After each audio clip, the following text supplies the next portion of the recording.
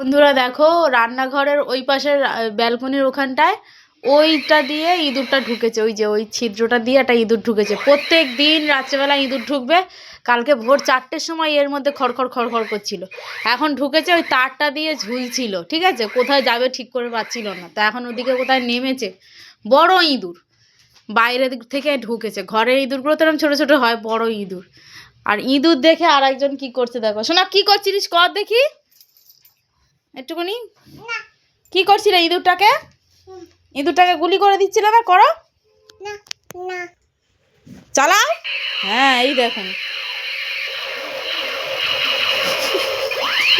ইঁদুর দেখে গুলি করছে আর একজন মুখ চাপা দিয়ে আসছে।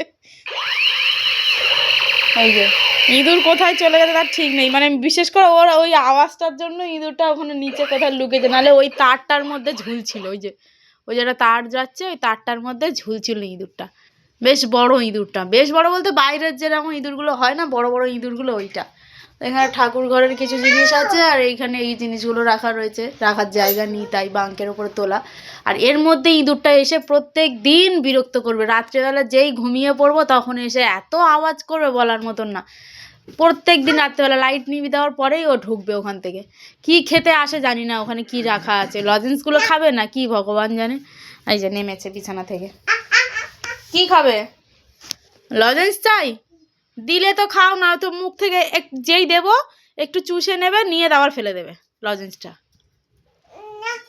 ইঁদুরটাকে আর দেখা যাচ্ছে না, ওর মধ্যেই ছিল ইঁদুরটা। এবার ওই ইঁদুর দেখার নাম করে নেমে এসে এবার চাইছে ফেলে নেবো। চলো। হ্যাঁ, ওদুই দেখবে? আচ্ছা, ইঁদুর দেখবে না, ওদুই দেখবে। কি দেখবে? কি দেখবে? ওদুত। আচ্ছা চলো।